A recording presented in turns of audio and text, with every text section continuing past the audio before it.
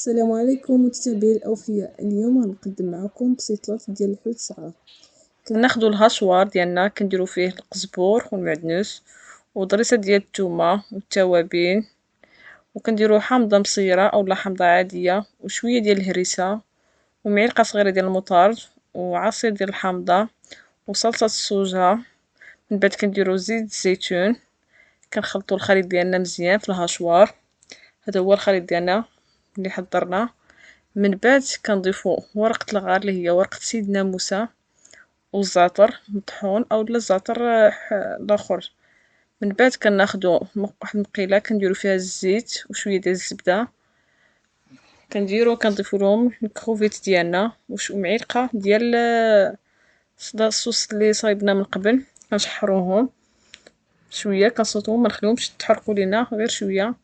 كنحيدوهم على جنب. كناخدو نفس المقله كنديرو فيها الكالامار ديالنا ونفس الصلصه اللي وجدنا، كنشحروهم حتى هما مزيان. كنحيدوهم كناخدو نفس المقله كنديرو فيها الحوت الابيض، اي حوت متوفر عندنا ابيض.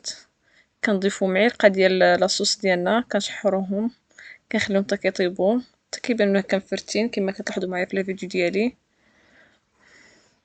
من بعد كنحيدهم على جنب. كناخد نفس المقله كندير فيها الشعريه اللي ديجا صايبت من قبل الماء سخون طايب، كندير شعيره سخونه في المقله والشامبينيون ديالي ومعلقه ديال لاصوص كنشحرهم شويه في المقله كنحيدهم على جنب حتى هما.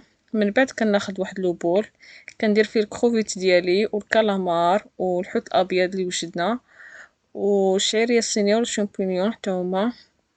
كنخلط الخليط ديالي مزيان في هاد اللوبول حتى كيتجانس ليا كما كتلاحظوا معايا.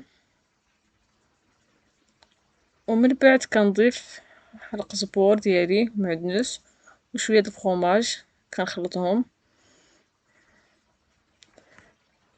ومن بعد كناخد ورقه ديال البسطيله كنقسمها على جوج حيت بغيت ندير فيهم انا بسيطلات صغار. كناخد زيت الزيتون اولا الزبده كنضيف معاهم شويه ديال التحميره باش نبقى ندهن الورقه ديالي، والورقه خاصنا ندهنوها مزيان حيت هي اللي كتعطينا هذا هو السر ديال القرمشه ديالنا.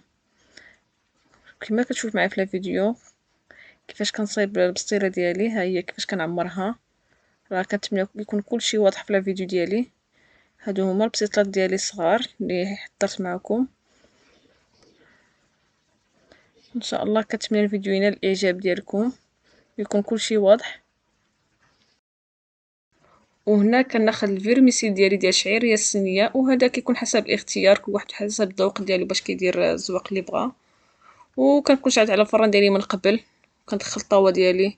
وهذا هو التقديم النهائي ديالي ديال البسيطات صغار، والتزيين كيبقى حسب الاختيار كما قلت لكم من قبل.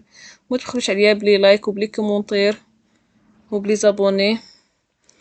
كنشكر كاع المتتبعين ديالي الاوفياء. وهذا هو نهايه الفيديو.